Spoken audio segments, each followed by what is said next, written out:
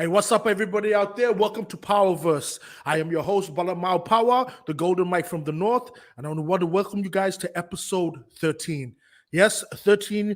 We've been here 13 weeks, still rocking on strong. So thank everybody that's been following the journey so far. Before I continue and get into the program, I like to show respect and acknowledgement, as it is customary, being a person from the Davao, Guatemala regions of the Torres Straits, is to always pay acknowledgements to the country that I am streaming from. So I'd like to pay respects to the country of Gimoy, which is known as Cairns, and respect and acknowledgement to the traditional owners here. Also extend that to wherever you may be streaming or tuning in from, watching this live stream. I'm sending out respect and acknowledgement. Tonight is going to be an incredible Jan. Yes, I got some great guests on here. I'm so excited that we can make this happen. But before I go and invite the guests on this program, I'd like to tell you a bit about Powerverse. And if this is your first time with the live experience, what Powerverse is a yarning platform that we created to be able to invite inspirational and empowering people on to share their stories and perspective of their journey in life, and just give us some gems and some knowledge and some value that they have experienced, so that we may share and impart here on this platform with you, our followers, our listeners. Now, I like this program to be very interactive, so if you have questions during the broadcast, the stream, just put them in the chat, and ask questions, give your thoughts as well. We'll always invite and include that into our conversation. Friday nights, let's get it started. All right, I'm excited. I will introduce my guests to you guys. Tonight we have, all the way from Victoria, down in Melbourne, we got the brother Fred Leone, who is joining us for the first time here on the program.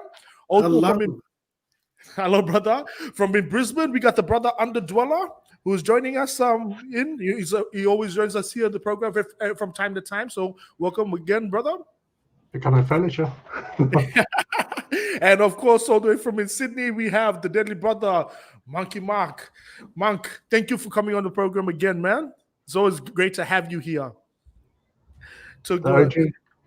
Now, in cultural way, we'd like to ask you if you can introduce yourself, your background, and just so our followers will know a bit more about you. So, brother Fred, can I ask you if you can start with that? Yeah, my name's Fred Leone. I'm Garoa and Bachelor fella. Garoa is up in just east of Borrolola, all the way down to north of Dormagee. So I'm a Peter from up that way, and then on my grandmother's side, we're Gaylors and Tanners and Morrises. Bachelor side, Tongan, South Sea. So Gaylors, Tanners on the South Sea side, and Tongan Haveas and Pahulus. And I'm one of the Bachelor songmen and been rapping for 23 years. That's how I know all you crazy fellas. Hey. Yeah. Too good. Thank you, my brother. Thank you. We just had a comment from Hogarth's Arts that says, hi, Fred and UD. So some of them know you guys. So I'm glad they're tuning in. Brother Unda Dwella, can I ask you if you introduce yourself, bro? Yeah, sure. Mainjin, born and bred. Some of my formative years up on the Sunshine Coast, even Mary Valley and Gympie. My ties go back to Yorta Yorta. That's through both grandparents. We've got mob ties. My family came down this way by way of Cooktown, but obviously originally from down south, but been up here basically second generation of this way in Queensland. So yeah, long time hip hop head. Once again, how we all know each other through the common bond. Yes. It's me. Thank you. And Brother Monk, can I ask if you could introduce yourself, brother, just so the people who's tuning in for the first time watching this episode gets to know you. Brother, your microphone's on mute, bro. I'll unmute you. There you go. Thank you, brother. Yeah, I'm a Watcher Balak and a Jadwa Jali man from down there in Western Victoria, just direct descendant of Brimbanya, one of the great first ever Australian cricket players, which finally is getting a little bit of recognition around the place. And born and bred Sydney in Bidjigal, Darug, Gadigal country, and been spinning on my head for so long that I've got no hair. About 30 or 40 years spinning around on my head. Too good, too good. Thank you, brother. And yes, our connection we all met really was through the beautiful art form of hip hop. And that has been the main thread that has bonded us. And we figured out, Fred, you were saying earlier, like we featured and performed with each and every one of these of the artists. I think I have as well recorded and performed with the artists that I'm looking at. So that's awesome. Yeah, crazy. I was just like, hey, wait, Ted. We've all worked together.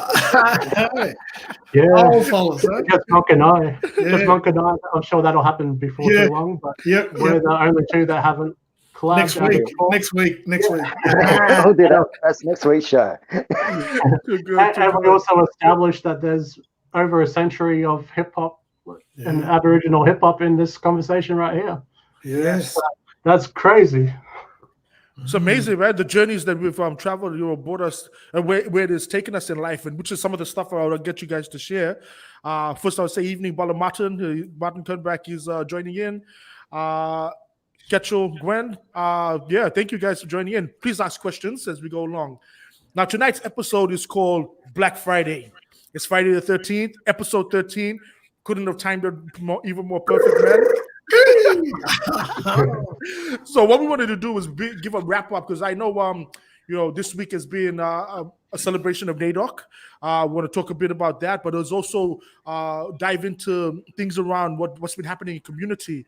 We'll go into that as well, because there's been a few things that we would like to bring up into discussion and bring to light in this week. And really, really highlight what community perspective or what community goes through. And with being Blak Friday, we wanted to also explore and really have that talk where we'll talk a bit of realness about things that we go through, but realness about where we think the future should be. I mean, we celebrate a week of Indigenous representation, but for people like us, it's 24/7, 365, 7 days a week, and we want to be able to bring that into the conversation. So, my brother, Fred, I'll start with you, bro. What has been happening in this week? You've been involved in a few things. Would love to, get that perspective. But before I go into that, we'll start there. Then after I'll go and we'll talk about your journey and stuff that's been, your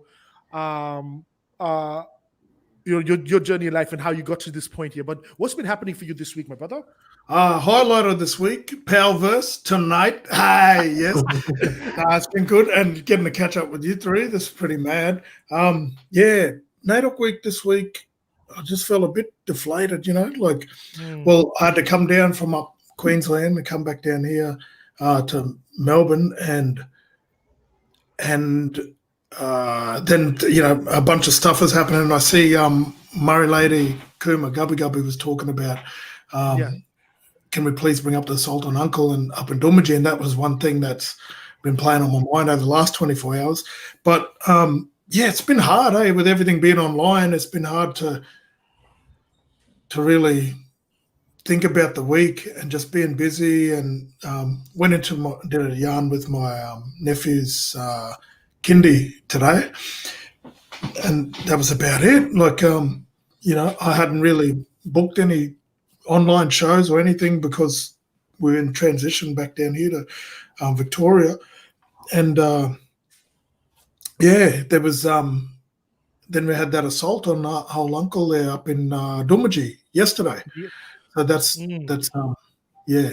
sort of just been a big thing on my mind at the moment. Yeah, well, let's talk about that, my brother. We actually were going to go into this program, and that's why I wanted all of us to be able to have that perspective. There is a video that was on social media, which we will play here, so to the people who are tuning in can get a bit of context of our conversation. Now, I will warn the people watching, it will be quite confronting, the video, when you watch it, but we feel that this has been happening. I know, brother, Fred, you're very, very strong, and in putting community first, and you always drive to bring the justice to any injustices that we see happening in our communities. So this video will show that there was an elder up in Dumuji that was assaulted by police, and there have been a few articles which we've tried to contact the team here at Powerverse, tried to contact the community, but we're directed to the police station, which we could not get in touch with anyone. So everything that we have is from the information that were put out by other articles and from what we saw on social media. So we only can go on the alleged base that for what we have is the source of what we will be sharing. But we will talk from the perspectives of our experiences within our communities. It was, I guess, before I go on, I should, if you don't mind, guys, would you? I will show the video. Is that okay with you? So we'll give people context of where this conversation will go. And once again, viewers, please be warned. It will be confronting. So let me get that video up so I can share this with you guys. Then we'll go in for a discussion.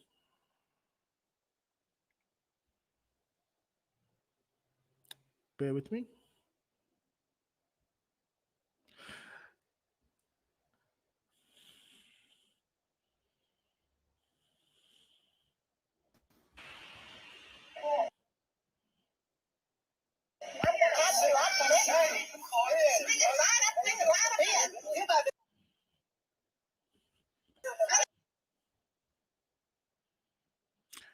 Technology, guys. I think my screen's frozen.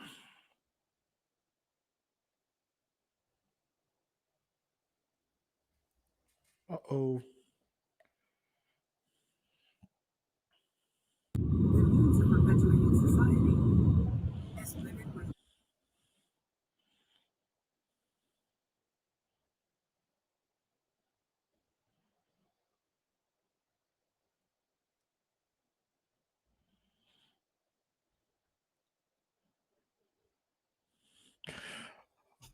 Are you guys back? Sorry, guys. I'm having a bit of difficulties with the streaming on this side of the things, but let's get into the discussion, Brother Fred. If we can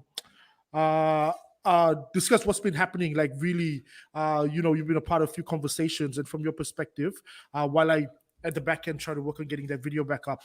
Yeah, no worries. So I'm Garo, and we're the next mob over from Wanya, and that old fella, he's a Wanya elder, and we got sent that video last night, just off the phone, and from a friend from up there, from Barangu, Gregory, which is another little Aboriginal community just outside of Gregory Downs, just outside of Dumuji, and broke my heart. And then I had to share on Facebook, and called a couple of family members, and they were telling me what happened.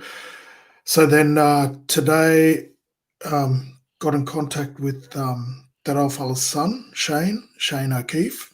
He's the son of that old uncle there now that was assaulted, and just been back and forth with him for a few hours today, trying to work out a way where talking to, also got on the phone and messaged warriors of the Aboriginal resistance, sent a message to Sister Michelle, who runs the Stop Black Deaths in Custody Queensland Committee, Stop Black Deaths in Custody Committee Queensland. I was one of the founder members as well, but just said, hey, cuz, this just happened. Can you arrange a meeting? Try and arrange a meeting with that the police commissioner and a few other people to be able to have a yarn with this, the head of, instead of mucking around with the body of the snake, go straight to the head and talk to them about these injustices that just keep happening. And, it's bad enough that it happens to our young fellas, and now we're watching our elders get treated like this. It makes it so wild. Like, I couldn't sleep last night. I barely slept. I was in that much of almost like a rage, just getting sick of seeing it and hearing it. And it's NAIDOC week, and like, we were talking about it just beforehand, like, and Unda was saying, Unda Dwella was saying, they won't even fly the flag in Parliament. So what kind of respect is that? Like, we're not getting respected, and we're given the respect, but we're not given respect back. So it's just frustrating, and it's getting to the point where, you know, we need to be coordinated, and that's what everybody's starting to do now. And we saw it when Black Lives Matter, when the Black Lives Matter stuff happened in the States, and Aboriginal and Torres Strait Islander mob around the country mobilised and said, well, here, you want to get wild about that? Have a look in your own backyard, right here where you live. Your people are doing this to our people right now. So it was holding a mirror up to Australia, not only in the States for the American mob, but here in Australia, you know. And sadly, what I feel like with the Black Lives Matter movement in the States is they're forgetting about all the First Nations brothers and sisters. There's Aboriginal women in the States going missing every other week. Yeah. Unsolved murders, you know, and police assaults on Indigenous people over there. So just brings back, it's good for everybody to look and judge the state in America for what they're doing, but have a look in their own backyard, you know, clean up your own backyard first. Yeah. So, you know, I feel like now, if we can do this right and get the momentum in terms of people coming out in Queensland, because there's restrictions are low there, to be able to come en masse again and push it, they got to listen, and they're starting to listen. Like they're meeting regularly with the Stop Black Queensland Police and DATSIP, head of DATSIP, and people like that, and head of Queensland Health and Mental Health are meeting with the committee, Stop Black Deaths in Custody Committee, semi-regularly, to look at avenues and ways of how they can implement change, you know. Yes. But it's weird because, it's hard to think about even implementing change when what's happening with the police, I feel like it's a microcosm. It's a smaller version of what's happening in the country in general. We're only 2.5% to 3% of the population, so we get overlooked there. And then, you know, the last statistic was 60 to 70% of Australians have ever met a blackfellow. So, and like saying that they met a blackfellow doesn't mean they've had a meaningful conversation with a blackfellow to know where we stand, right? Yes. And so, and what we're going through. And so, I feel like with police, with new recruits, especially when you look at this video, that young fella is only in his early 20s, mid-20s.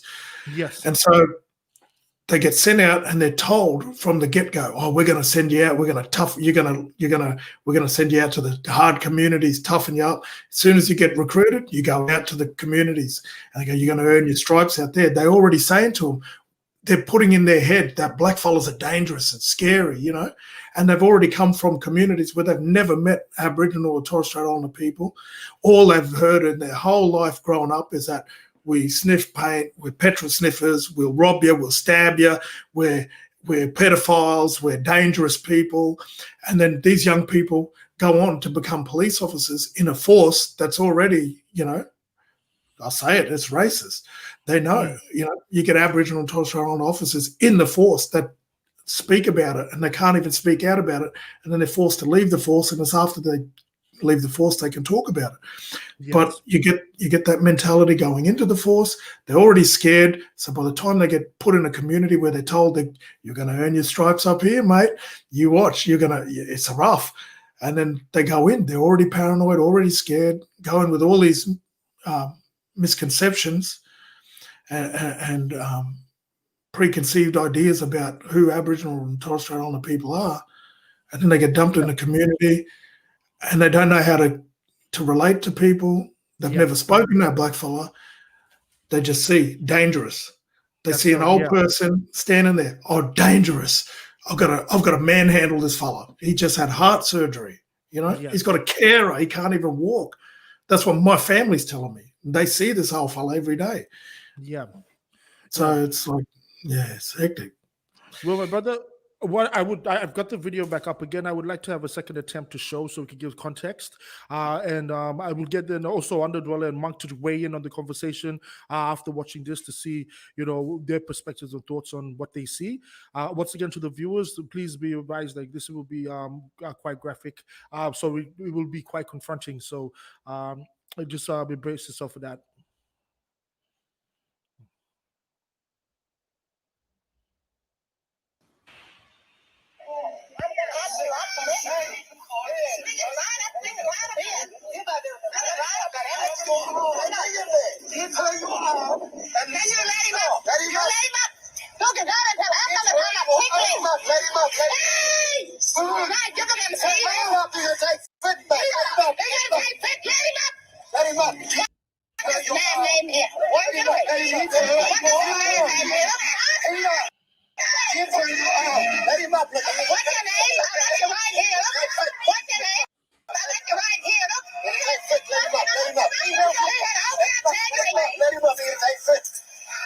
I got you right here. Look, I'm going to show this to Ethel and Jason. I'm going to show this to Ethel and Jason. I'm going to show this to Ethel and Jason. And to that Chris. Hey, I'm out of red.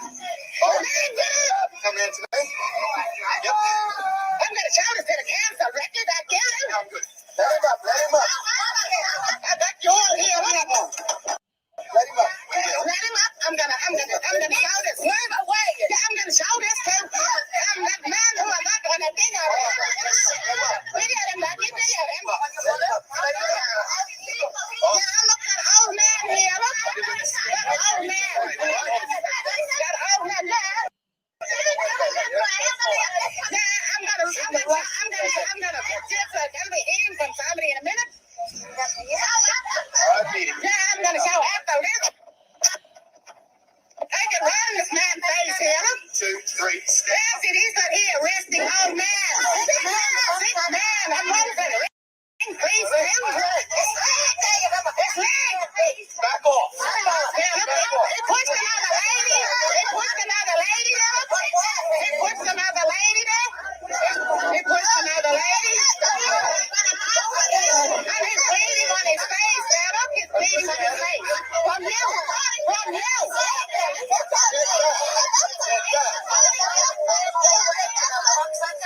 I'm videoing you. How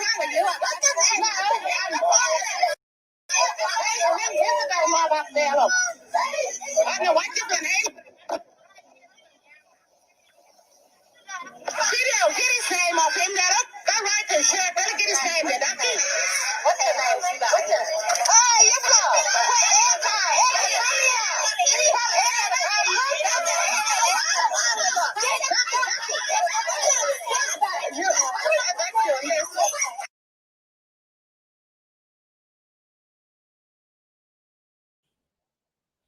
Well, there you go, guys. That was the video. As you can see, it was quite confronting. And when we got hold of that, that's why we go. Thank you, brother, for sharing that. That was really a point of what we wanted to do in this discussion tonight, is to bring lights to that. I'll ask Brother Monk and Brother Unda Dwella if you can weigh in here, and I wouldn't mind getting what your thoughts is, Brother Monk. Friday the 13th. It's like a horror movie, isn't it? Mm. It's unbelievable that, well, in NAIDOC week, that you treat it that, well, even not in every week's NAIDOC week for us. Mm. But with that said, yeah, I mean, because NAIDOC week, I had a discussion with someone today about NAIDOC week. It's probably NAIDOC week is more for the wider community to get a taste of what we experience 24 hours a day, 7 days a week, Yes. 365 days a year. That's what NAIDOC week really is. And for an old fellow to be, and Yes. that's just disgusting. Yes. Really. You know what I mean? He's not like, and he's not resisting enough, and the bloke's got a knee in his back, nearly into his neck. It's yeah, and we would try to reach out. unbelievable that in 2020, it's unbelievable that this sort of stuff goes on, but it does. And Yes. Speechless. Yeah, look, we try to reach out, to the community to be able to get some more information. A couple of the articles made it alleged statements, so the background or the context of what happened to get to that point, we don't know. But I do know for a fact that I have interactions with the law, and as a young male, I've never, unless it was really in a really resisting, I've not experienced something like that. And this is to see it, especially with an elder. It really, well, I'm confused. How the hell is this happening? Yeah. There's no resisting going on. You can see it. You can see it in the video. There's no such so thing as it's resistance reported going like on there. from being handled like that. There was injuries to the ribs as well as injuries to the face. So you see lacerations. You can see blood coming down when he was sitting there. And also, it was reported that he had just recovered from open heart surgery. So that even makes him more confronting and more concerning. Brother Unda Dwella, I would like to weigh your perspective on this as well. Obviously, it's fucked up. Like, just straight to the point. Beyond fucked up. Like Brother Monk said, there's no fucking resistance there. You can see he is abiding. I saw that the alleged reason for him being approached was a warrant from the 70s, is what word is. So we're talking about almost a 50-year-old, potentially a 50-year-old warrant that has caused what's straight up an assault. To me, I kind of have a different perspective as well, as someone who has had to use physical force in crowd control and working in security in clubs. And I think it's fucking ridiculous that the police aren't even held to the standards of club security. Club security has to use basically it used to be equal or lesser force, and then the law changed to appropriate force. So me, I'm 6'5". I can't turn around and king hit someone because they swung at me. That's not appropriate force. There was definitely a level of inappropriate force there. There's no way two people needed to be involved in that interaction. Even the handling of a situation, if there's two officers, why can't one do the direct physical side and one try to settle the crowd? Even for their own fucking safety, they've got their backs turned to people that are highly offended by their actions with good reason. And then at the end, they even invoked them more with the slapping away of a phone. That kind of thing was just ridiculously handled. Why are we sending police officers that underprepared into that kind of situation? Take away the racial side. That's just fucking ridiculous on the safety of those people, let alone how are these people going to protect anyone when they can't fucking protect themselves? And these are the people that are meant to protect community, and especially in that kind of situation, like Brother Fred was saying, they get this full stereotypical point of view that's completely removed from who we are as a people. So they come in with this predetermined expectation, and as all of us would know, manifestation's a real thing, So if you're completely concentrating on that kind of thing, they're probably lucky it didn't go worse than it did. Yes. So yeah, fuck, I just can't. Yet alone, he's an elder. Uncle did nothing to resist, and then the level of force used there. I can't speculate on what police procedure is, but using some fucking common sense, that was over the top. And even in security, and so the basis of being able to remove someone from a club is trespassing law, right? So trespassing law basically says you have to give someone, when you're asking someone to leave, you have to give them reasonable time to oblige, and then you can physically remove them. But the strict guideline is without grievous bodily harm, and broken ribs is grievous bodily harm. So once again, people dealing with drunk people in highly outnumbered situations in nightclubs and violent people in nightclubs are held to a higher standard than what the police force are. What planet does that make any fucking sense? Absolutely, it doesn't make sense, does it? From the some of the resource material that we looked into, articles were written stating that allegedly the police were allegedly, I want to say allegedly, the police were responding to a assault situation, and allegedly one of them got bitten, so it was response to that. But that's just that's the statements that we came across with the article. Like we said, we don't know what brought it to that point. All we know is what we saw in that perspective, and hearing that the idea of using that type of excessive force. And I can understand why, like the sister Murray lady is expressing her frustration and pain, and everybody else here. So, brother Fred, where to from here? How do we now we bring this out to it's out in social media, which has got traction because some of the articles were caught the UK, so they did some coverage of this. We are now we're from community, so we see these things consistently, and now I'm just fortunate to be able to say that we can have a platform where we bring our voices and discuss this, so we can then open dialogue to see, okay, where to now. And you've been very instrumental in pushing this, like helping to support the community. I want to hear your vision and perspective on where do we go from here.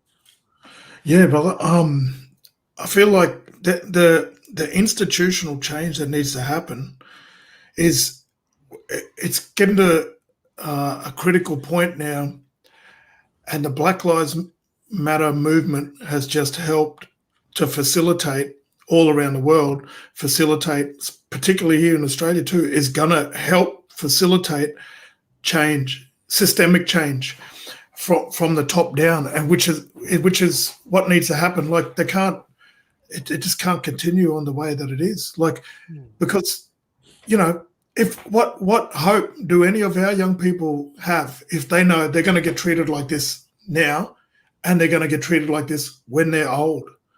So at what point does it go from we stay passive and we take it to we become militarized and do something back? I remember one uncle when one of my countrymen there passed away up on Palm Island, Murunyi Dumaji there now, and I was at the rally and I was there front line because Alec was there, and he said, "Look, you're my only other countryman here. You need to come. We're going up the front."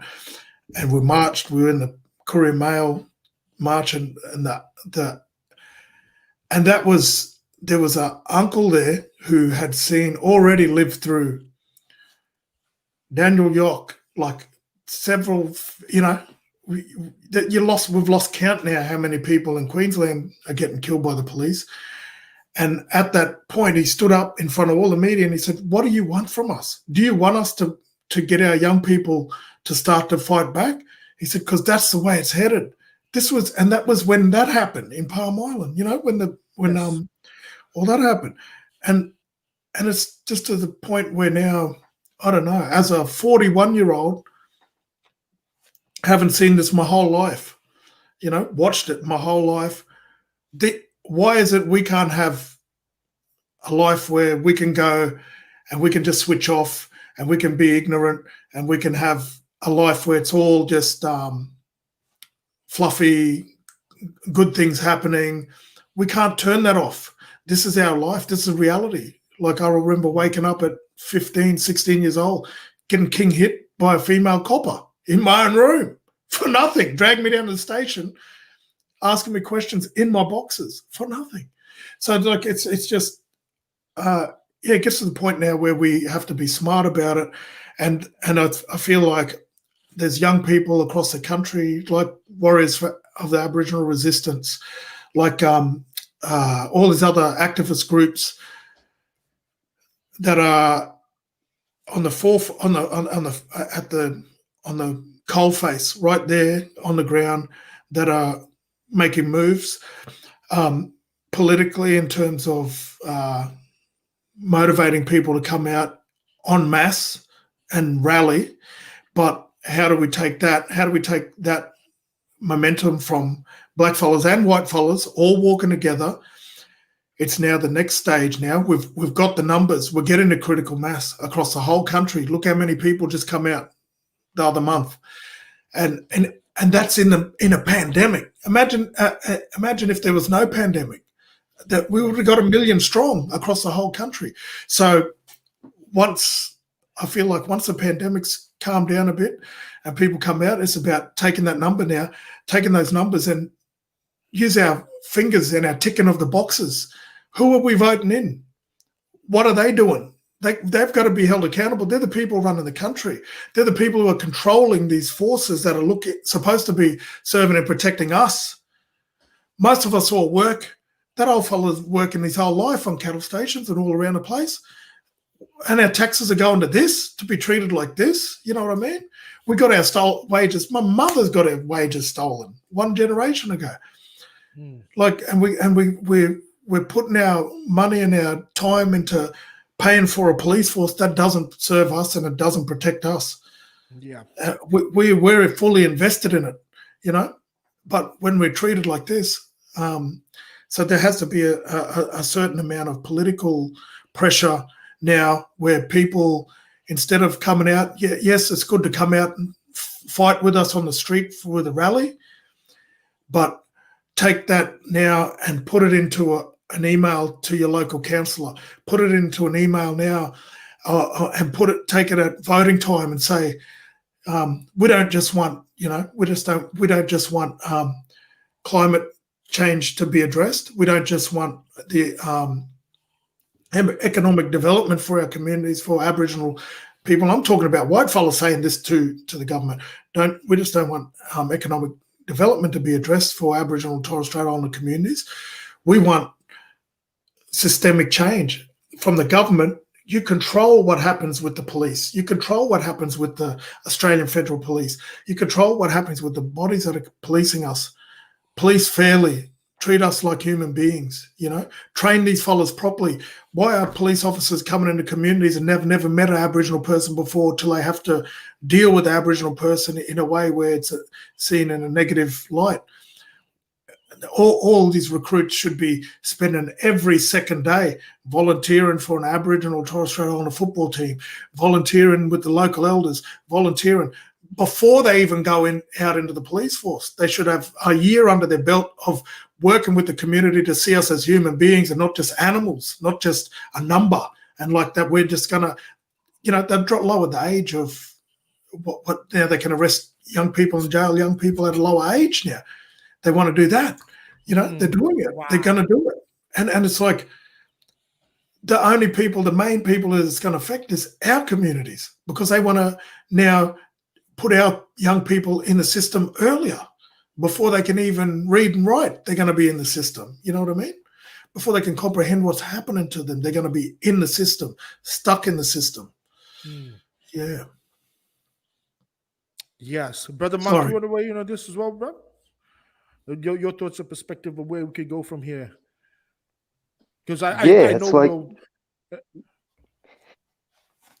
So trying to work out how do you turn this sort of thing into a positive? And realistically, those police officers in that video should be learning from that elder. They should be sitting down and they're getting the knowledge. He's got 70 years of knowledge and knowledge of cultural knowledge as well. And I'm sure that he could teach them how to survive out there without a kitchen and a and down to the shop to buy food. You know what I mean? As you say, as Fred said, it's more of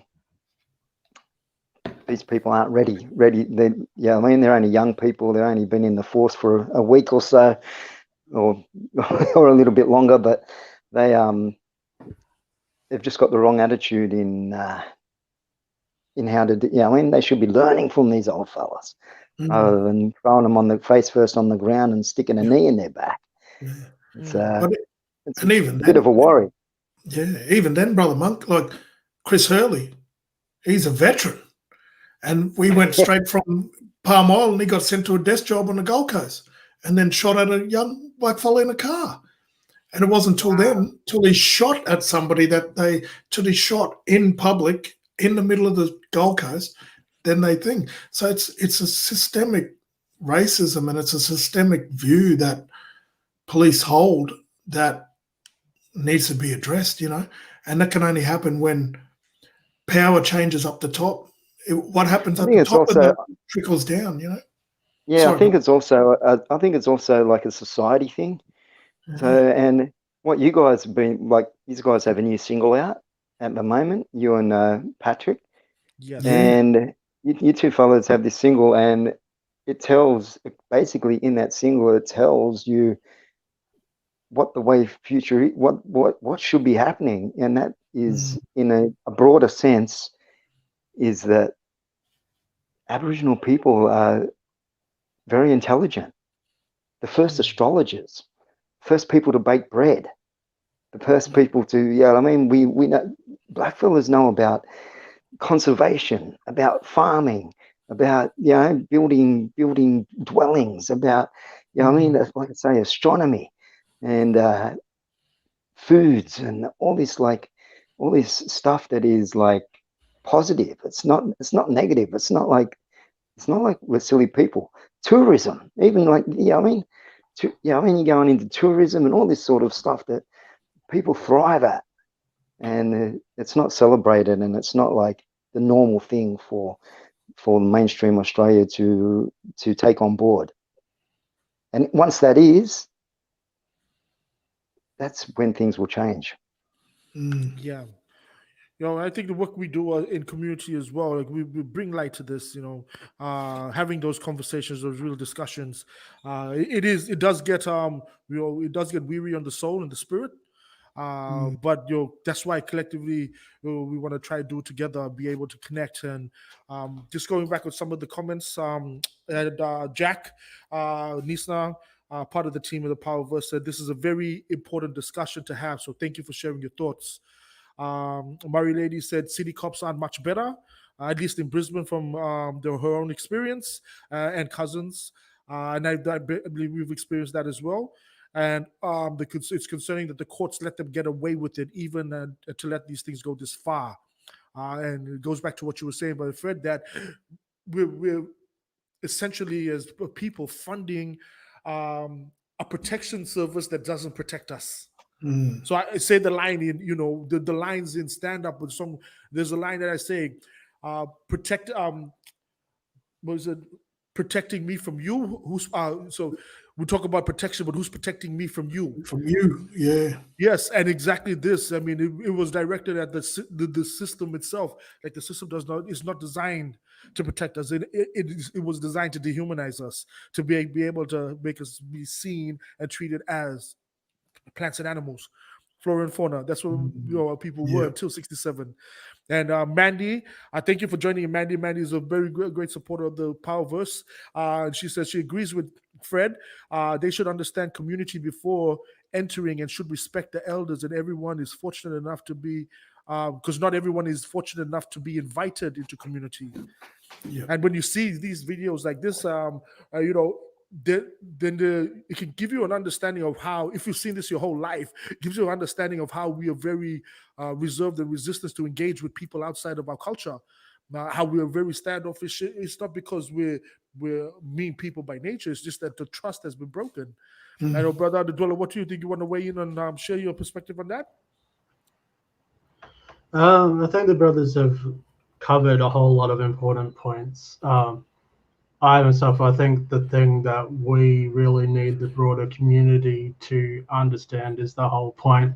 We're just coming up on 3% of our own population, from times where there was like hundreds of thousands, if not millions of mob. Now we're only 3%, and we're so overrepresented in those stats. And it's not as simple as don't commit crime. Anyone that wants to put it that basic does not have the capacity or needs to seriously do some research into understanding it. But obviously for the systemic change that we really need, it makes it super important that solidarity is key as fuck. We don't have the political power, and of our own percentage, so many of that ridicule and just have no time for a system that has never represented us. They don't even want to participate. So, like, solidarity is the only way forward. We can fight all we want, but unless others that get it and like understand, stand with us, and that's the important. Stand with us. Don't lead. We don't need anyone to lead.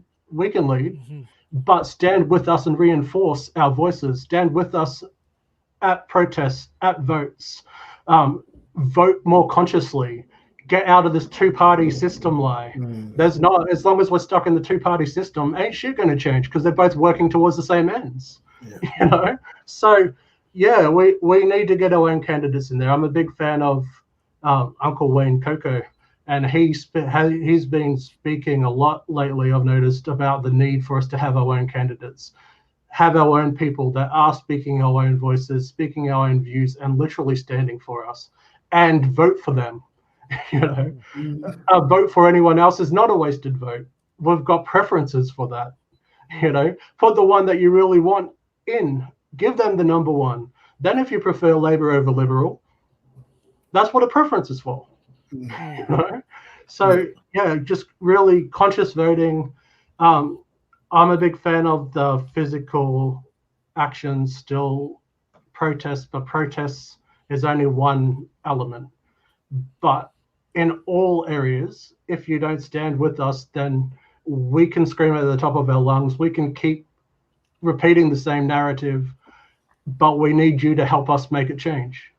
You know, we're not asking for you to give us solutions. We can work that shit out ourselves. You know, it came up that we're an intelligent people. We know what's good for our mob. We are community based. We'll go and talk to each other. Not everyone's going to agree on the same path. Not everyone's going to want the same action, but that's people. That's human. That's our nature. You know, so without that solidarity, we're just going to get tired and old and keep seeing the same shit. So solidarity is key. I like a little phrase, basically, if you don't stand with us, you don't stand with us.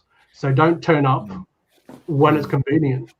Don't turn up and go, oh, cool, I went to a protest this weekend. That's my job done for the year. Yeah. That's for our own mob too. Like, yes, you know, we need to be consistent and we need to show and keep it going. I've been proud as fuck.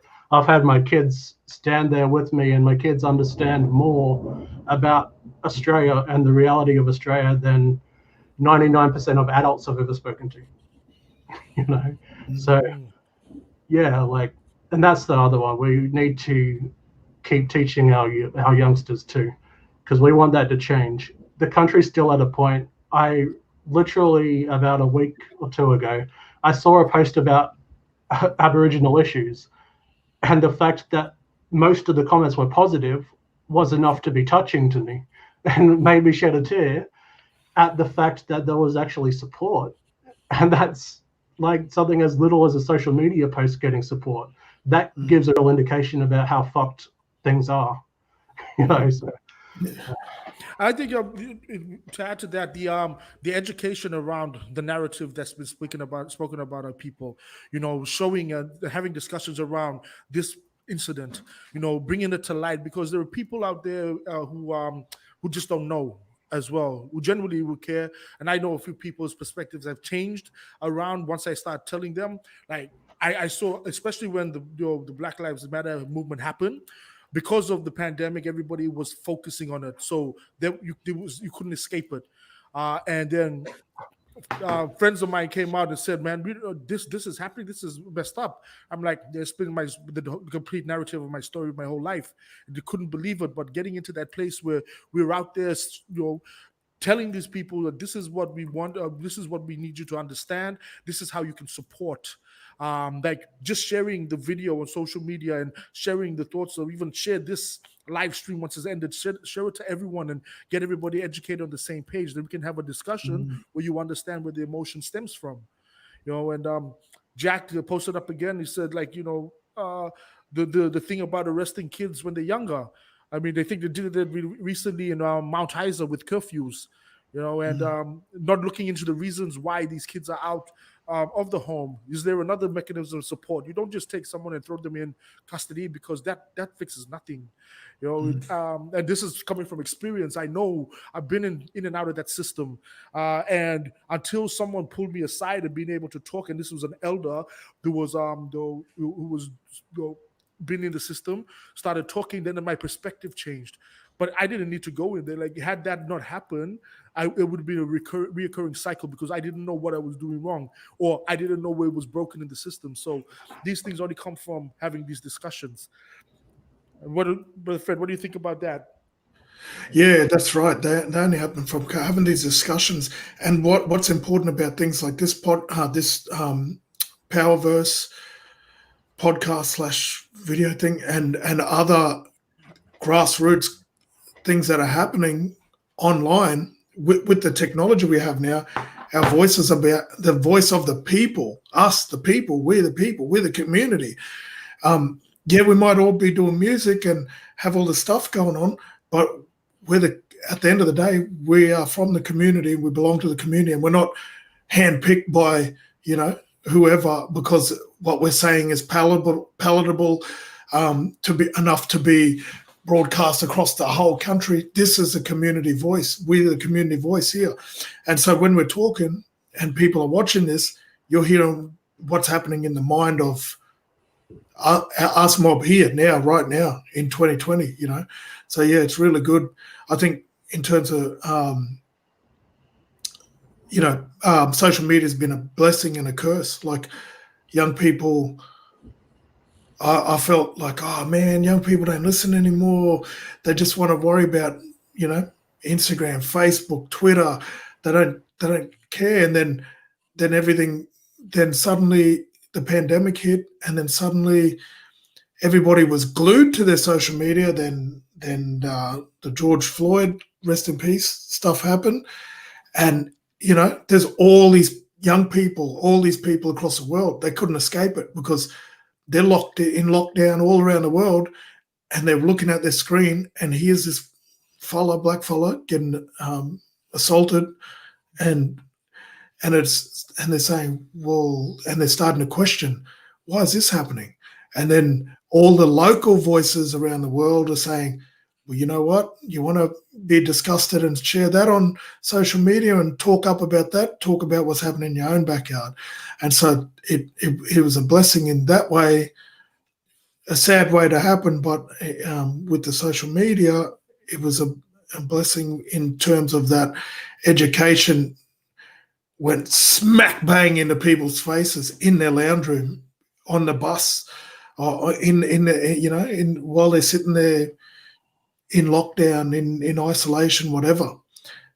The story got told, and then when time come, everybody come out. And I feel like if anything's going to change, it's now. This is the time, and it's things like listening to all these different perspectives on all these podcasts, all these shows, from the grassroots stuff, as well as what's happening on NITV, as well as what's happening on ABC Radio, as well as what's happening, podcasts all around the country.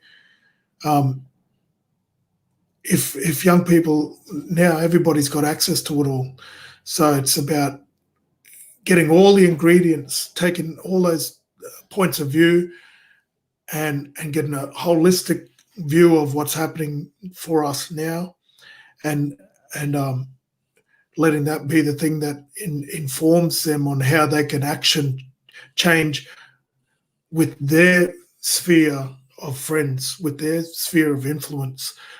They're all a sun, and they got a galaxy around them. What are they telling their galaxy of friends when their friends, start talking about racist stuff and dropping Abbo and Coon and all this stuff, and like it ain't no thing, because that's what they heard from their parents. They're able to influence them not only with what they're seeing and hearing, but now with what they're sharing on their social media. Thank you, brother Mark. You have anything to add to that?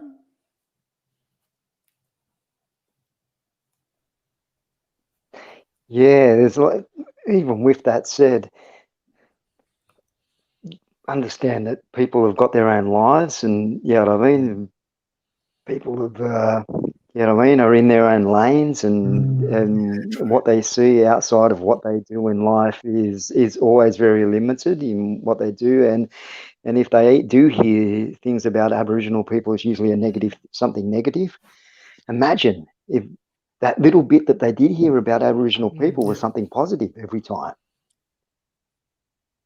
Which is my whole thing of, yeah, I mean, I mean, black fellas are intelligent people with some, I mean, great knowledge to give. And if people that were in their own lanes and like just living their life, people have trouble enough, I mean, in their own lives. And if that little bit that does feed into them is always something positive and thinking, wow, yes, I'm learning something from this mob. That is the perception that needs to be changed over the next, however long it's going to take. Yes. All right, guys, I want to thank you for your sharing in the perspective of this story, and I want to move into our discussions to bring it in more of a positive light through the thread of what we, how we connected to the love of music, because throughout our musical journey or in our careers, we've always been proactive in bringing these stories out to the wider community, and now the material, the video that you saw, for the listeners out there, those are the things that we see. So then we put it out to where we can make it something that you were able to absorb, and our forms are through films, music, creative arts. But before I do, I just wanted to ask the last question around this, and I want the people to still continue the discussions well after this is gone, and share the video that you saw that we shared, just so we can bring more light to the situation. Also, when this podcast is finished, I want you to share this as well if you can. Now, the feel of the community, Brother Fred. I know you've been talking close to them and some of the good leaders up that way. We mentioned Brother Marandu and people like that. What is the general feel of the community right now, and what are they doing up there to within this time? Yeah, they this afternoon they were able to finally have a conversation with the police, because the police wouldn't come out. They'd sent police down from Burketown and flew police in from Mount Isa. They wouldn't come out of the police station. They eventually had a conversation with them this afternoon, but I'm just waiting to hear from Brother Marandu what's happening there. But they're just over it and angry and tired and they're not bad people. Like, we're not bad people.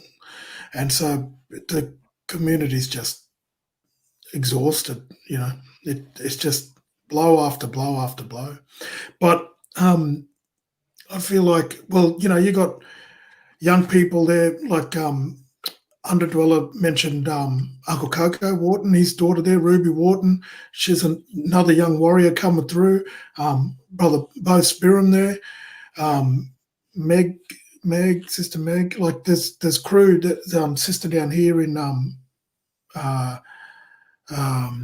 Victoria here. What's her name?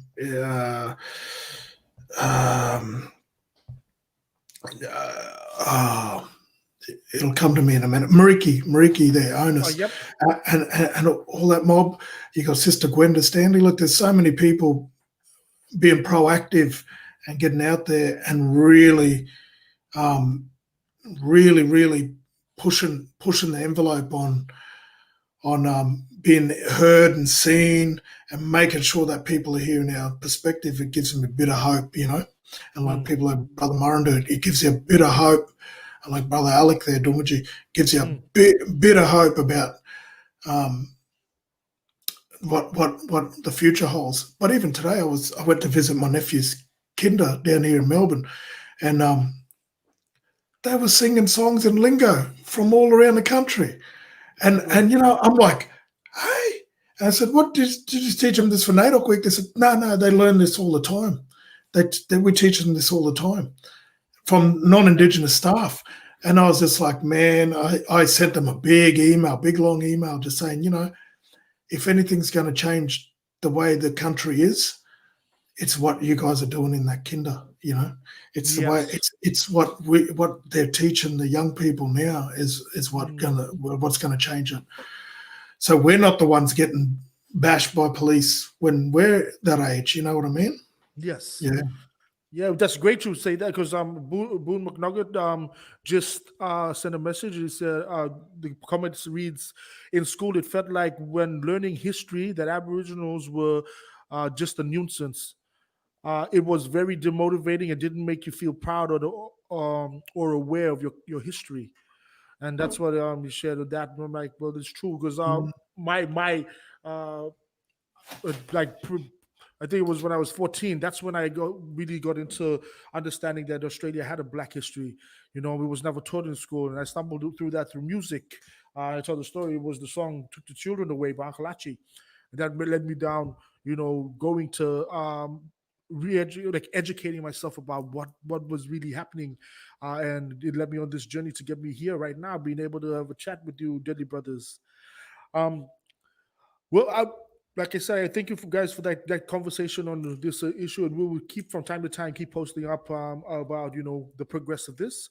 I'd like to move our conversation now, if we can, into the world of really the world of where we come from is within the music. You know, we can tie this into that because we talk about a lot of these community issues within our music and stand up, which I recorded with you, brother Fred, which was a great experience. I mean, for the longest time we were trying to do some work together, and then that opportunity presented itself in this project, and it directly speaks about what was happening. Like it's uncanny how this whole week just unfolded, where I don't know, it's aligned right to be able to speak about these things.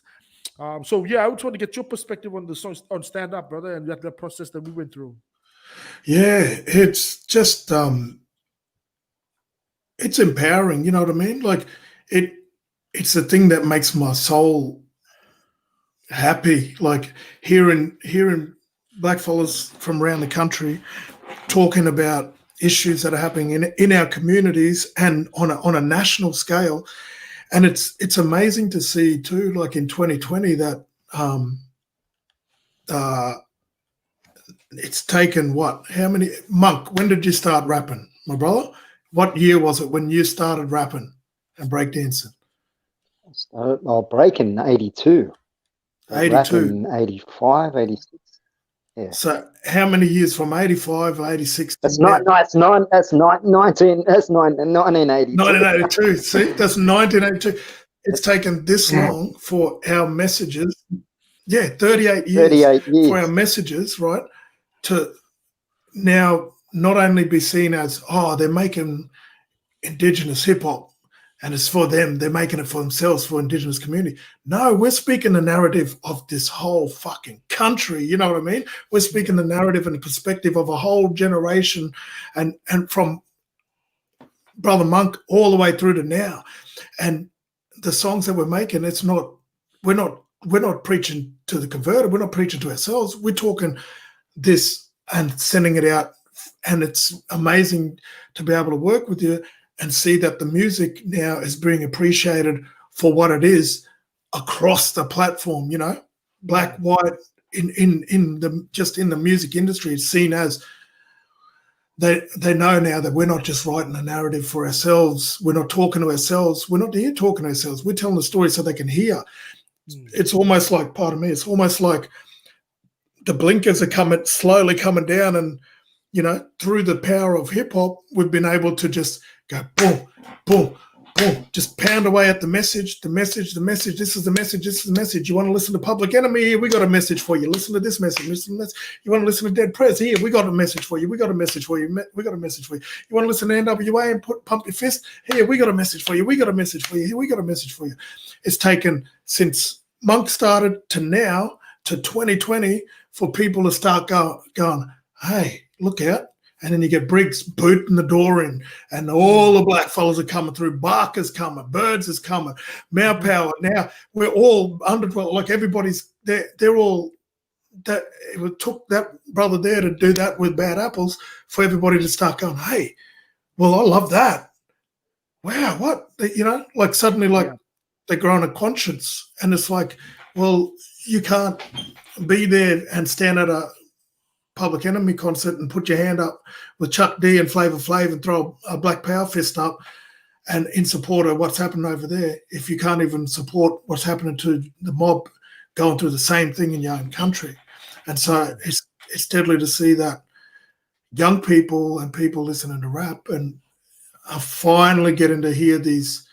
I re-listened to Unda Dwella, to your album there that I was on, and I listened to the opening track, and I was like, it hit me. I was like, man, this is like listen to this. Like, you know what I mean? I'm like, and this is the thing, like people are now looking and going, okay, there's all this, there's a whole world of music that's there, and they're not just talking to themselves, they're talking to us. And, you know, hopefully, I feel like the time is slowly, it's happening, it's now. So that's what I love about music. It's that thing. Yeah, not only sorry, go, brother. just not only is it mad music, deadly music, but we're getting stuff off our chest so we can live longer. So we're not, you know, so we're not having post-traumatic stress issues. So we're not having depression. So we're not turning to alcohol and drugs as a way to cope and or not suicide. And this is our outlet, you know. And this is the way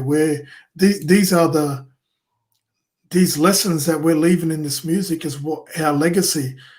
These songs will be picked up in 1,000 years, in 1,000,000 years, and they've come across our, you know, they'll come across Monk's Coast to Coast song, or they'll come across Unda Dwella's, you know, what's that song? What's the first song of that CD, that album that I was on? Pretty sure it's the next MC. Yeah, and then, you know, Mal Power's music. Like, it's just like this song, even like Stand Up. People are going to come across this music, and when you look back over the centuries throughout the whole world, you look and you go, where was the civilization at that time? You look to the arts, don't you? You look to what happened in the arts. What were the paintings? What was the music? And so that's exactly what they're going to do, and they're going to look back. They're looking at us. They're not worried too much about what happens politically and with government and what's happened with the power structure, all these crazy people in power. They look to the artists, to us, the artisans, the artists, and what we're leaving behind, the legacy, what we're leaving behind. And like you are a songman, a traditional songman, and it is, you know, having the importance of understanding, retaining, and maintaining the stories, the knowledge, the language, all that through music, and you know, the parallels of being able to do that in modern contemporary art forms such as hip hop. And a part of that, and I love the song that you and Birds did as well. That was a powerful one, man. You know, it's just it's great to see. So, how important is it? Do you believe, like, you know? For two parts to this question. One, when we come into the realm of, you know, music, okay, do we, to a certain extent, I feel that we're forced to be, you know, the advocates to be able to speak through our narrative through the art form, and it's not usually by choice. It's an expectation from, you know, community, but also that you know, from the mainstream, that this is what you're supposed to be advocating for. And how much of that is important to you as an artist, and how much of that can be confronting and limiting, you know, because there's two sides to it. I know I went through some of my journey with that, where I don't just want to be consistently just telling the story, because if you're not listening to me, it's really taking something from my spirit. You know what I mean? So I want to get your thought and perspective on that, brother. Yeah, I feel like you know, it's important that we have that outlet to talk, to speak the narrative and speak our truth and what's happening in our communities. But at the same time, we're contemporary people. We're not static people. We're not static. We're not standing here, you know, we're not like Native Title will have you believe that everybody, you can only celebrate and have what you had when white fellas came. Like with Native Title, they say you can do, like with my mob on my grandmother's side, they say, oh, you can do everything that you did before white settlers came on your land. Anything after, anything economic gain, any of that, nothing. So it's almost like they expect us to just want to be static and live in a certain way and to paint up and always, be there going, hey, well, we're going to come here, we're going to do a welcome to country, and then boot us off in the corner with the highest fucking statistics of youth suicide, highest incarceration rates, highest everything, like the worst health rates. We got third world health in communities. So, and yes, we have to have that narrative, but we're contemporary people. We have fun just like everybody else. We want to be happy. We want to make happy music. And we're doing it. So, and it's hard to, like I found it hard when I was writing songs, because I was just like, man, I need to get this stuff off my chest. So I think it's hard for a lot of Aboriginal and Torres Strait Islander people to be able to. It was hard for me to write in a way where creatively, because I was always in my head, I was like, I'll come back to the narrative of what I'm living through, and I need to get this off my chest. So it was hard to once I started purging all that stuff, then slowly it's even now in 2020 that I'm only just sort of going, you know what, I've done enough purging. I'm just going to make stuff that I want to make now, and people can just, I'll do what I want to do. So, yeah. Yes, thanks, my brother. I just wanted to see Unda Dwella and the Monk, if you could chime in pretty much with your experiences, the same question, yeah? I just wanted to say something, because I know I'm obviously a big fan of Impossible Odds and Freddie's rhyming, as well as his singing. The selfish part of me wants him to come back to rhyming, but I love that he's creating full stop. I'm still not mad at that, whatever way. And I know Freddie kills it no matter what format, stage shows, like theater performances. It's not what does he do, it's what he can't do.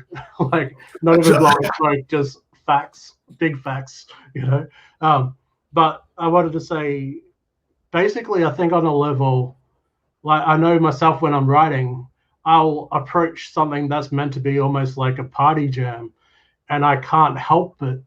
Like, my messages still slip through. Like, even if it's a sly reference to Stolen Generation or something, it still is there. And one of the biggest things I loved, I always said that Impossible Odds were making, if not the most important music in the country, it was right up there, because Freddie and James were just delivering the medicine with I call it the sugar-coated pill. It's palatable. It's got the sugar coating. People will be sitting there nodding their head, getting into the music. Meanwhile, they're getting the medicine, they're getting the education. And I think that's one of the most beautiful things about music. And when you've got artists that it's not like this kind of discussion is not something that is when the camera turns on. There's things that we're thinking about. This is our day-to-day, like you guys said, 365. This is like, artists are naturally analysts, and they do, like, the best artists feed off society and their own experience. There's a reality there. That's what draws people, that realness. And we can't help it. Like, I could sit down trying to write the most ignorant track I could, and there's still going to be education there, So, yeah, that's the beauty. And the beauty with with rap and hip hop is, luckily, we've got a legacy of artists before us that have done exactly that as well. So, as much as our music and our voices are still coming to the forefront here, that's our society. But at least, like, I find I've talked to metalheads that get rap on a level more than self-quoted hip-hop heads. They get that rap came from anger. It came from making something beautiful out of what you had. It came from, instead of getting caught in the negatives, like, hip-hop started in park jams, parties. They didn't have too much to party about, but hey, let's fuck all the situation. Let's go and see who has the loudest system. Rappers, we didn't start out as the front men. We were the MCs hyping up the DJs. It was all about the music. It was about partying, the original battles. They weren't who can tear each other down. They were who can rock the party harder than each other, And I think that still, that initial kind of basis is still alive and well in people like our own music. Once again, not to blow smoke up anyone's ass, but it's facts. Too good. Brother Monk, you anything you want to add to that, bro? With that said, if you look at just blackfellas in general, in the Aboriginal Torres Strait Islander people in general, we're the oldest living culture on this planet. The oldest living storytelling culture on this planet, which is exactly what we are the next generation of. Yeah. And basically, if that doesn't say it all there, Yeah. I could just finish it on that and just say we are the oldest living culture on this planet that communicate through stories orally.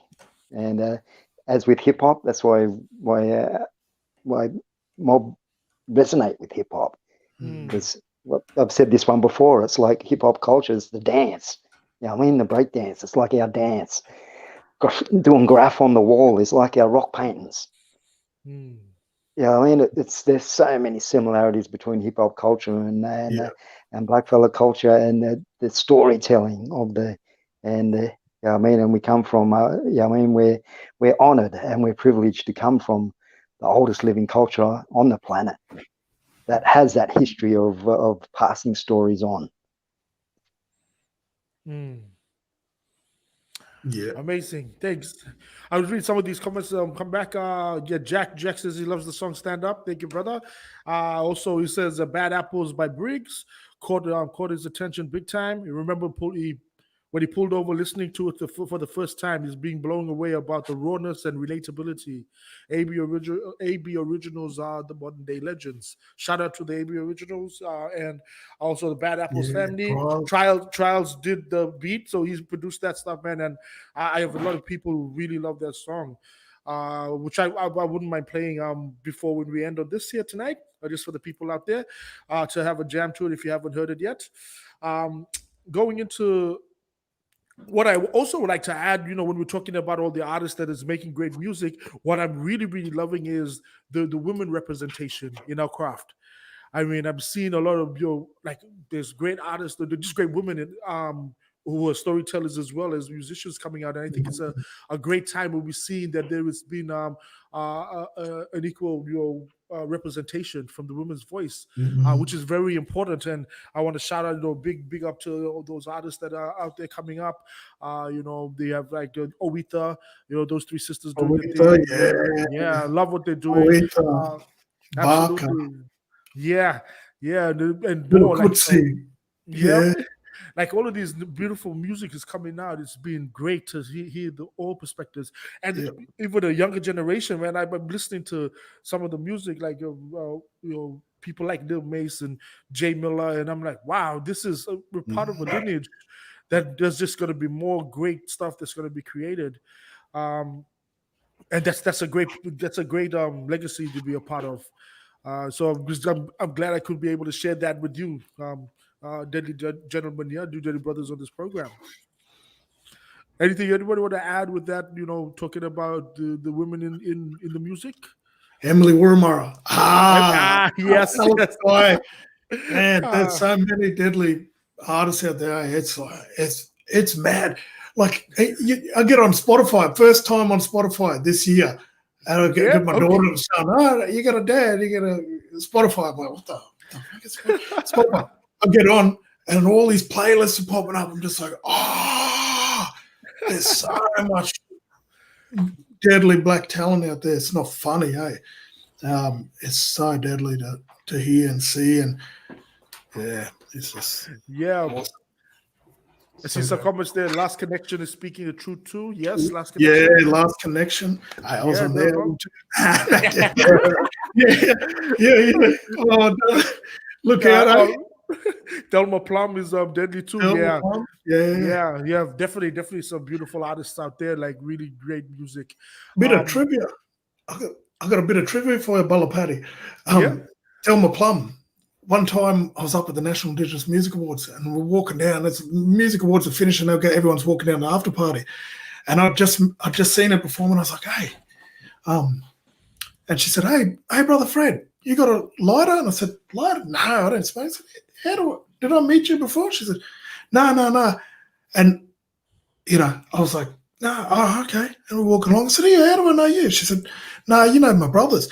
I thought she was mucking around, because she was like having a joke about something. And she said, oh, you know my brothers, Paul and Petey and Bogan. And I was like, I started laughing. I said, yeah, man, yeah, same mob, yeah. And I kept walking. And she goes, no, they're my brothers. And I was like, no, what?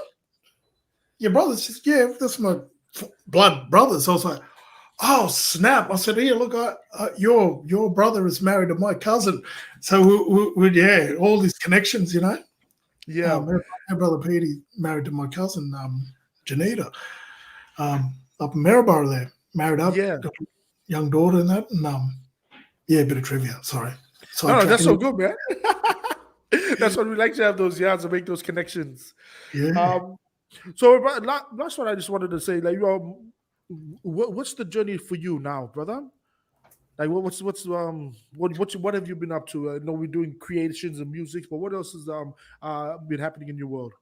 At the moment, I'm writing a track with a Grammy Award-winning children's rapper in the States, actually, Cactus Skidoo. So I'm putting a song together with him. I should have it done by next week, and I'll send that off. And it'll be on a what's that app where you read books? They read the book to you. Audible. Audible, yeah. So it'll come out as a free Audible book. And, wow. And fantastic. Working on that. Working with my manager Jordan from Top Shelf to putting together. Just finished an album. Actually, just finished working my sections of working on this album with Sam Pankhurst up in Brizzy just before I left. So we got a project together called Unda. So that'll be out early first quarter next year. Yep. And that's more like just experimental stuff, like me singing in lingo, a bit of we call Dikoluru up in the Gulf, my grandfather's country, and a bit of that. And then we've got a string quartet on there. So some of the Queensland Philharmonic Orchestra mob and bits and pieces on there. And then I'm also recording a solo project. My first solo album is going to be just all traditional, so all songs, traditional style songs, old ones and ones that I've written in my grandmother's language, in my Gamaram Janang, in my grandmother's tongue. Wow. And then going to release that as a solo project. But I've already recorded 2 of those tracks, and they've been sent over to a label over in the UK to collaborate with a few jazz players over there on Niels Frams's label there. He's a musician, deadly musician, comes over here, sells out concert halls and stuff. So I've been working on that, working on bits and pieces and a bit of artwork. Here, I just built a bench here today for my little desktop for my thing. I'm looking at it here. The glue's still fresh though. I just got all my tools and drilled it all together. It looks pretty mad. That's what the laptop's sitting up on. Yeah, I've been doing bits and pieces, making boomerangs. What can't the brother do? See? Case in point. Yeah, Jack. Handyman work, making music, singing, father. I'm jumping on it. I get it. Unda Dwella, what about you, brother? What's up next for you, man? I've been working on a project for way too long on the solo front that hopefully I'll get wrapped up. If not an EP, it's probably leaning towards full length kind of length. Tossing up whether to include the singles I've dropped over the last couple of years or not. Ironically, freshly announced last night was the confirmation of duo effort with Lucky Luke come Joey Dargs, who's been killing it. It's like 3 albums deep on the solo front. We've done a couple of collabs before. The one that actually saw daylight was that Change track, which got struck a note with some people, which is really sweet. But so we dropped a track called Katy Perry, which is far from a pop track, which a bit of a hip hop head nodder.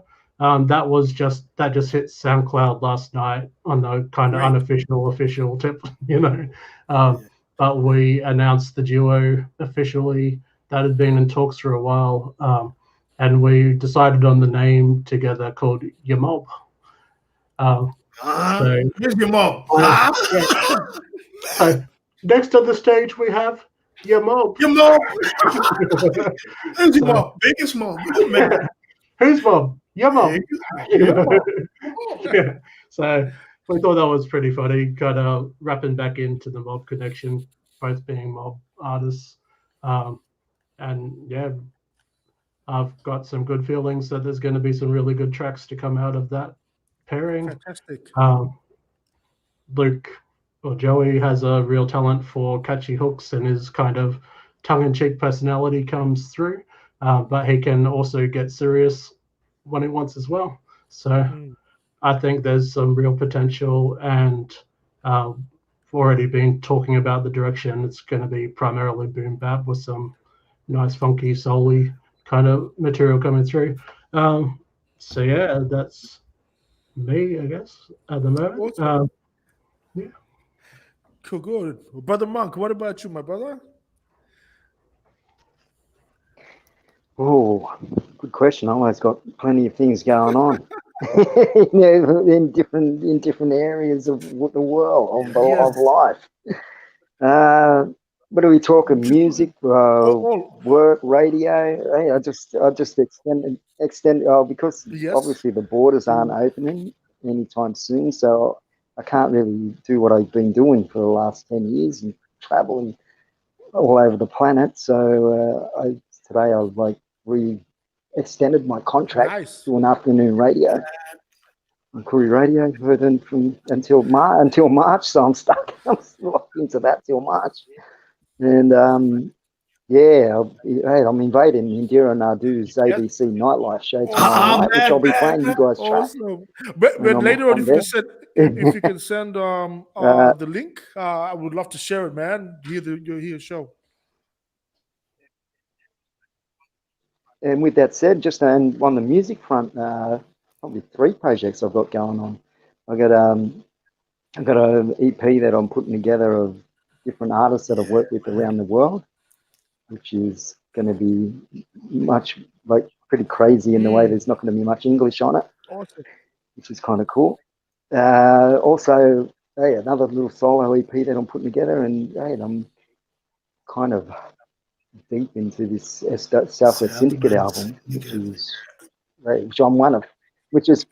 I'm one of 13 people, so I'm only a pleb in that these days, which is kind of cool, just to sit back and be one of 13 people that can just I saw some pictures of you having a writing camp there, and I was just like, oh, can't wait to hear what they got cooking up there, man. Yeah, I'll give a little bit away. I'll give you a little bit away. It's going to be a concept album. Yeah, man. People don't really do concept albums since the 70s or something. Yeah. So yeah, it's a full-on concept album. So it'll be I can't wait to. And we're into our history, so you know where it's gonna go. But anyway, I'll leave it at that for now. Nice. It looks like some great stuff coming. I can't wait till all these the new projects come out, and I'll be vibing out and pumping it here, man. Definitely, for sure. So hang on, we just got a message. You're also deadly, and just wanted to thank you as a 48-year-old who loves the fact you've been such deadly and passionate voices, and for mob throughout my life. Thank you for repping for us all. So thank you, Amari lady, there from all of us. Then thank you for joining in and tuning in. 43. 43. Yep. Right, 43. 43. My bad. The light. Trying to make them older. Yeah, the light. On your brownie point. Well, my brother, it's coming to the point where we come to the end of the show. This has been Deadly Yarn. Thank you very much for giving up your time Friday to come and share perspective and thoughts. We have to do more of this. And I would love this. We all can come together and have a chat about real topic, real issues, real life, and really give perspective for community. Now, before I wrap up, I always ask this question from every single one. If I could extend this question to you three, if there was one valuable jewel, one piece of knowledge that has been something, I know we got many, but it's been a part of your life's philosophy and has carried you through, what would that be that you can impart here with our followers that they may take and apply in life for them? I'll start with brother Fred. I think. Oh, I'd have to think a bit on that, but I think maybe the main. Sorry, yeah. No, if you want to think about it, I'll then. Let me have to think about it. Okay. Yeah. All right, brother UD. Is there something that one jewel that you can drop here as a gem for our followers? I'll try to change from the previous two. I think always be open to learn and to suck at something. Everyone's afraid of trying something new because they're worried they're going to fail or suck at it. Hey, you've already failed if you're not going to try. So if you suck and you can recognize you suck, then hey, that's a good basis to build from to me. So suck proudly and dedicate your time to improving, and that doesn't matter what angle of life, whether it's your perspective. If your perspective isn't changing, then you're not maturing, you're not growing, you're wasting your age and your time on this earth. So just live and learn. Thank you. Brother Monk? I'll go a different way than I have last time I was on here as well. I reckon something that I've lived by since day one is not listening to what other people, it doesn't matter what other people have to say, other people's opinions don't really judge your direction in life. And you just follow what you want to do and just, for the haters that are going to hate you, that's good. They can do that. That's a good thing. For the people that love what you do, that's a good thing. So the yin and the yang. You know what I mean? And just keep on your path and do your thing. Follow your dreams. Do what you want to do. Awesome. Thank you, brother. Our brother Fred? Stay positive. It's easy to just, with everything that's going on in the world, it's easy to just be like, oh, man. And what do I say? Those algorithms will only feed you, certain things, and it's easy to just get caught up in the algorithms of life in general and just fall into a hole. So I think just staying positive, I think that's the thing. And like Monk was saying there, haters, I just make haters my motivators. I had teachers telling me, I ain't gonna be anything. I had a teacher tell me, looked at me one time when I was a youth worker, what are you doing here? I thought you'd be in jail by now. I was like, So it's just yeah. He said, I thought you and your brother would be in jail by now. So I just make haters my motivators and, eat it up for dinner. And exactly what Yudi said, don't be scared to suck at it. Suck at things. That's it. That's how you find out what you're going to be good at. And, I suck at heaps of shit, but I'm just I love it. I'll still do it. I'll still get on that ukulele and play that thing and, go and do a gig every now and again. And, I'll play the ukulele. I'll jump on here. The guitar. I'll suck at it. People probably go, oh, but, it's just, you only get one life. YOLO. YOLO. I love YOLO. it. All three valuable gems, man. And I can say, I've applied those ones to this process. If you go back and watch episode 1 of this Powerverse, man, it sucked. Okay, that's what it did. But we were here persevering, staying positive, and then not caring what people would think of talking about. Now we're here. The tech's up, the team's up, and we'll be able to have these types of conversations, and it's all about that perseverance. So, and I really want to thank you guys for coming on here and sharing your time. You wouldn't mind if I dropped just jam the song, stand up before we go out, or what? Yeah. That's what I'm trying to do was one thing. Sunrise, gauntlet dropped. This is how you do a panel on Indigenous issues, motherfuckers. Yeah, that's it. What's wrong with this picture? There's no boomers. Yeah. Oh, Yeah. I love the fact we could just do our own thing, man, and that's the power of being, and that's where we come from, man. We come from that culture of hip hop where we just do it ourselves.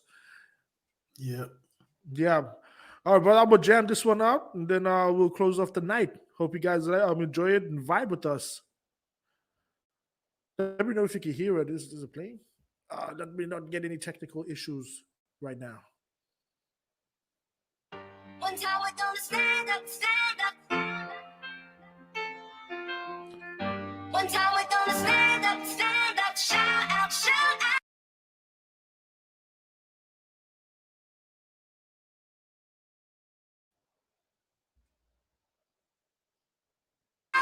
It's buffering that. Oh, Stand up, stand up. One time we're gonna stand up, stand up. Shout out, shout out. Freedom declared is rare. Prepare a new age mantra. A nation remains in chains with its propaganda. Maybe the knowledge be a logic in the nation's banter. Maybe the problem is the current knowledge is the cancer. I spit a verse from a forbidden journal. Ancient flows designed in the poems to serve you. The naked truth, the endeavor done became for circle. Virtuous pens transcend, so respect the virtue. They use possession as their greatest weapon. Policies follow, disguised in the term protection. Protect from who? Who protected me from you? When our truth is called a lie, and your lie becomes your truth. What followed? Blueprints of annihilation, stolen generation, the death of First Nations people. Australia's hidden misery, unlock a black history. Now raise your damn fist with me, my people. One time we're gonna stand up, stand up. One time we're gonna stand up. One time we're gonna stand up, stand up. Shout out, One time we're gonna stand up, stand up. One time we're gonna stand up. One time we're gonna stand up, stand up. Shout out. Now with that disdain on your membrane came the pain, that's why we opted for a date change. Peace will never be the same. Purge with flames, the truth amongst the brave. The visions become the change. And in this reign, transform the pain to something close to light. Emancipate the mental chains. Free a generation to seek healing, not the rage. Shift of consciousness, now watch it flowing with the waves. Zen against the semi to take the center stage. Spirits of my warriors transcending through my blade. This a conscious movement, a righteous movement. Black excellence be the reason why I do this. What follows? Blueprints of a greater nation, a conscious generation, the rise of First Nations people. Australia's new destiny, rewritten history. Now raise your damn fist with me, my people.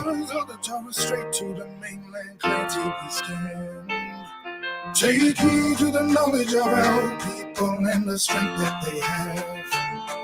From the waters of the Torah straight to the mainland, clear till we stand. My people. Take heed to the knowledge of our people and the strength that they have. Now raise your damn fist with me, my people. One time we're gonna stand up, stand up. One time we're gonna stand up, stand up. Shout out. One time we're gonna stand up. Shout out loud. One time we're gonna stand up. Shout out loud.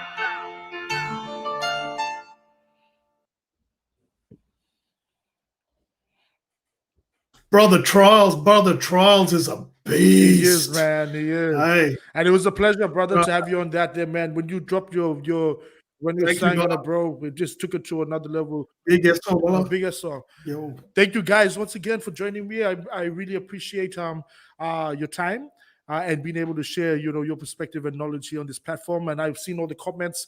Everybody's really love this. They're watching it. And thank you for all the people who are tuning in who actually drop lines of comments and ask questions. Please continue to do that, and I'll go back and I'll have a chat. Continue this discussion, and please share it. We want to get the messages out to as much people as we can. And there you have it tonight. I had my Benny brothers, brother Fred, Unda Dwella, and Munky Munk on the program, episode 13, Blak Friday. and we kept it black and kept it real here. All right, my brothers. I will say yes for you guys. I'll stay online. I'll catch up after this year, but I'll do my close. Okay. Yo. Say bye for anyone. Is there any last words anybody want to share? No last words? No, just thank you to everyone Yeah, thanks, that bro. took the time.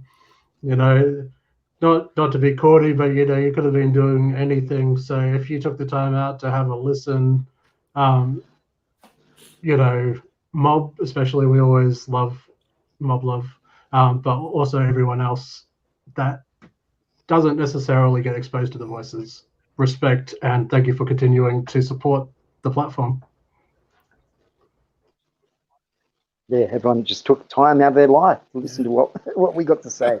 And a big thank you to all three of you fellas for having me on here. Same. Thank you, Brother Paddy, and thank you, Brother Monk and Unda Dwella. Deadly to talk to you and see your faces. Oh, and thank you for everyone for tuning in. Yeah, it's been deadly to interact with everyone, and you know, and have everyone listening to our point of view, but also having your say and ask you questions and all that. Yeah, deadly. Fantastic. All right, my brothers. Please wait in the back studio. I'll be having a yarn with you after this one, yeah. And I'm going to close up the session. So there you have it, guys. Another deadly episode of Powerverse, episode 13, Blak Friday special with the deadly brother Fred Leone, Monk, and Unda Dwella. I want to thank you guys for dropping your letters, your thoughts and perspectives. Murray Lady, thank you very much. I really appreciate your comments and your feedback. Mandy, thank you for always supporting. Bala Martin Kernback, thank you very much for supporting, and everybody else who comments. Jack, Hogarth, thank you guys for taking the time to be here and sharing this your evening with us here on this platform. We hope you got some value from it, from these inspirational, empowering people. My life is definitely much more enriched every time I speak to these guys. So I appreciate them for coming on and sharing their wisdom and knowledge. Now, what we like to do is encourage people to always keep on following us. We need you to really support by liking the buttons and following us on our Facebook page and subscribing to YouTube. I mentioned it in the last episode that once I hit 10,000 subscribers, I will do a special Powerverse live stream for all the followers of Powerverse.